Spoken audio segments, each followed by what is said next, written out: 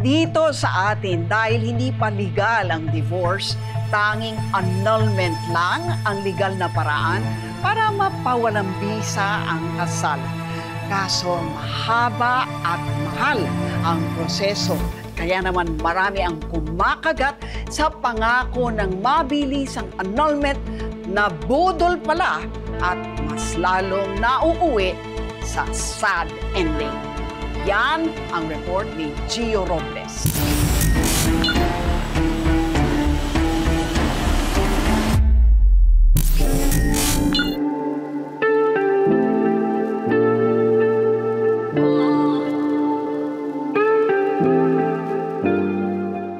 Ano yung naging perception ninyo sa kasal, sa marriage? Na magkakaroon ako ng magandang pamilya. Siyempre gusto kong magkaroon yung anak ko ng kikilalanin na magulang. Nandyan kapag kailangan ng mama, kailangan ng papa. So nandyan palaging gagabay. 8 taon inabot ang pagsasama ng nakilala kong si Terry at ng dati niyang asawa. Nakiusap siya sa akin na itago ang pagkakakilanlan para sa kapakanan ng anak niya. Hindi lahat ng pagsasama na uuwi sa happily ever after. Kaya lalong napaniwala si Terry sa kasabihan na ang pagpapakasal hindi parang kanin na madaling iluwa kapag napaso. Maraming pagtitiis kasi hindi naman palaging okay yung relationship. Nagbago po ba yung perception ninyo sa pagpapakasal? Parang ayoko nang magpakasal. Parang ganun. Kasi syempre, naisip ko na sobrang hirap yung process, yung pinagdaanan ko. Tapos, ang hirap mong bumitaw. Sa wakas, naging malaya na si Terry nang magpasya silang maghiwalay ng dati niyang asawa. Why did you guys decide na let's end this? Ayoko na kasing makonect yung family name niya sa name ko. Yun yung first. At saka kasi nagkaroon na din siya ng relationship. So, ini-aim na din nila na magpakasal kasi nagpropose siya. Sabi ko, sige kapag okay na, nasa Pilipinas na ako, ipaprocess namin yung annulment.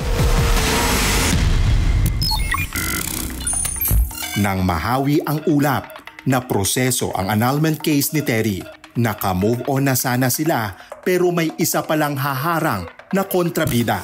Yung annulment na prinase sa akin is fake. Lintik lang ang walang ganti. Ang sabi nga sa isang linya ng pelikula, bukas luluhod ang mga tala.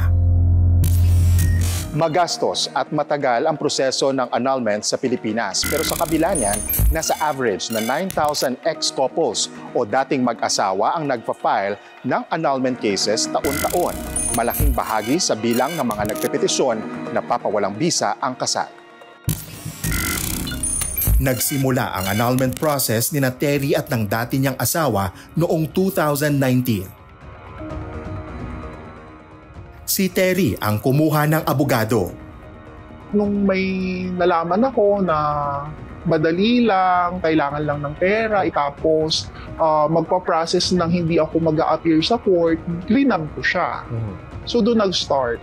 May part na hindi ka mag-a-appear sa court? Yes. Somebody will appear on my behalf na kunwari si Maria, gano'n. Kwento ko lang kung ano yung nangyari during the relationship. And then after that, binigay ko na yung down payment ko sa kanya na 100,000.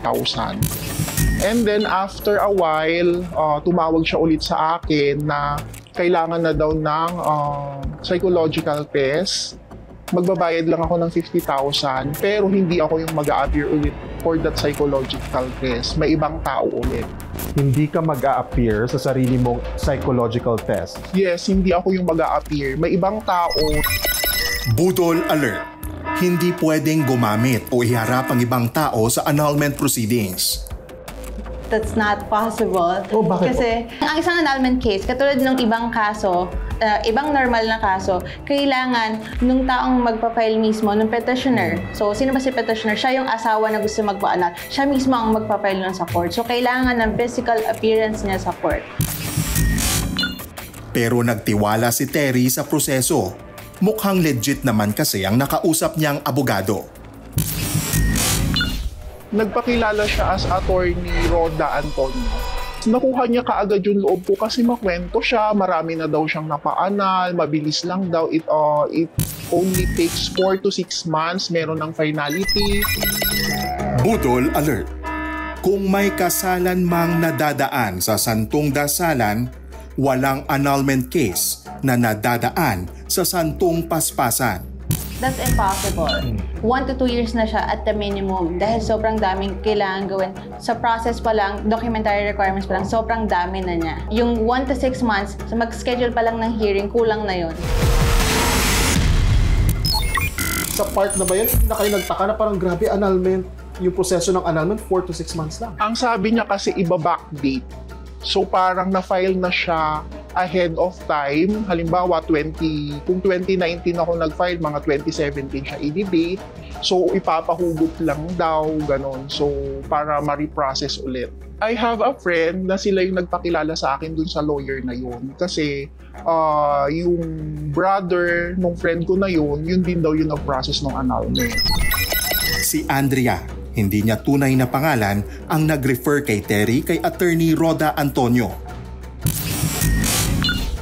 Hindi siya ang nagpaanal ng kasal, kundi ang kuya niyang nasa ibang bansa pero nakatali dito sa Pilipinas. Sabi niya pwede naman po na ako yung mag-file dahil pwede naman po niya akong SPA. Sinabi ko naman po na wala yung kuya ko kung pwedeng umaanal kahit wala siya. Yun naman po sinabi niya, SPA na lang daw po ako ng kapatid ko, gagawa na lang po siya. SPA. Budol alert! Hindi maaring magpasa na lamang ng Special Power of Attorney o SPA ang nagpa-file ng annulment.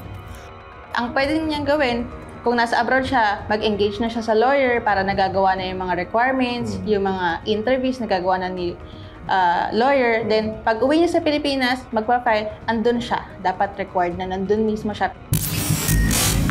Parang karinderyang bukas sa lahat ng gustong kumain itong si Attorney Dang. Bukod kasi kina Terry at Andrea, marami pa raw siyang naging kliyenteng gustong mag-file ng annulment case. Pag minsan po, syempre may kakwentuhan ka, nakwento ko na napaanal ko po sa kapatid ko. Meron po mga kaibigan, kakilala na, sige ako din, ganyan. So, i-refer ko po siya. Wala pang isang taon, ibinigay ng nagpakilalang si Attorney Roda Antonio ang annulment papers kay Terry. Ganoon din kay Andrea na ipinadala naman ang mga dokumento sa kuya niyang nasa ibang bansa. So dumating yung ex-husband ko, so magpapakasal na siya. So pumuha siya ng marriage license sa PSA. Ang nakuha niya is walang annotation. Annotation, meaning anong ibig sabihin, ma'am, na kukuha siya ng marriage license ninyo before ng ex-husband mo, dapat may annotation. Ano yung annotation? Para saan? Na null and void na yung marriage namin. Fake po siya kasi tinawagan po ko ng mismong taong nirefer ko sa kanya na fake yung annulment na hawak niya.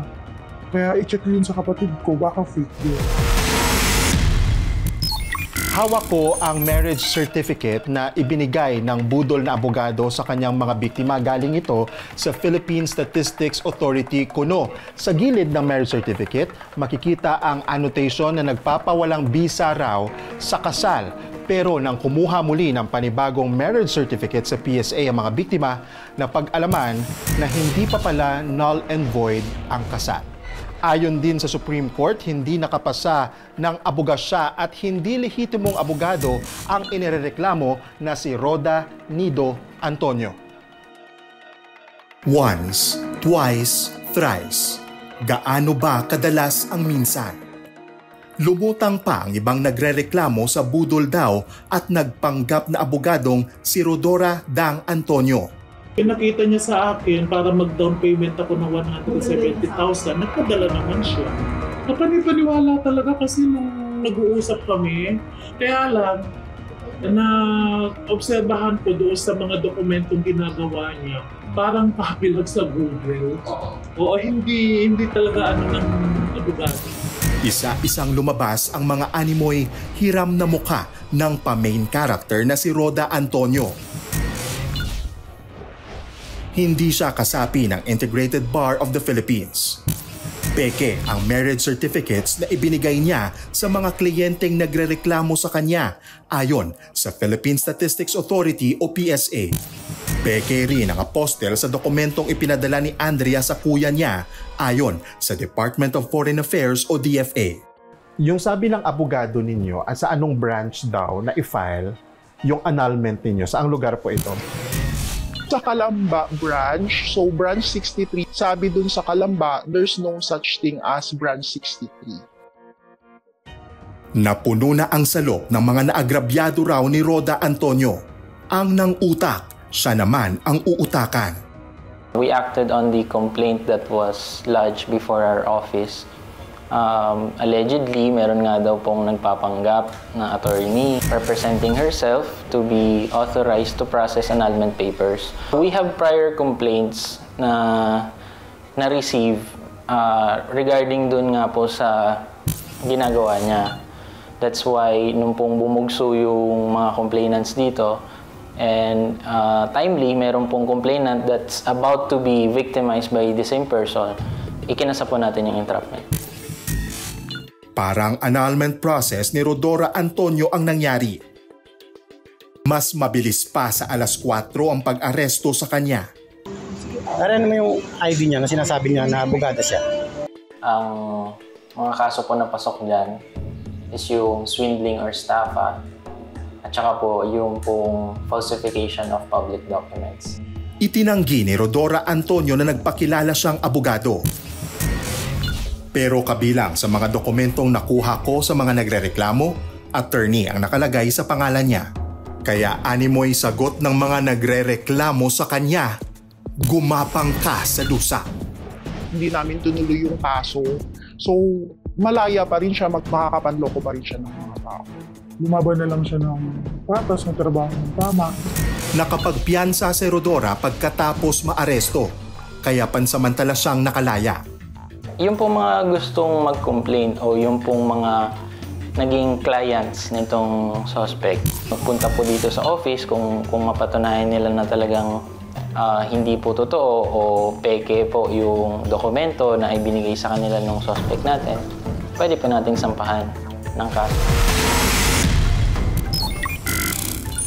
Nang malaman ni Terry na peke ang annulment papers na hawak nila ng dati niyang asawa, dumaan na sila sa tama at maingat na proseso.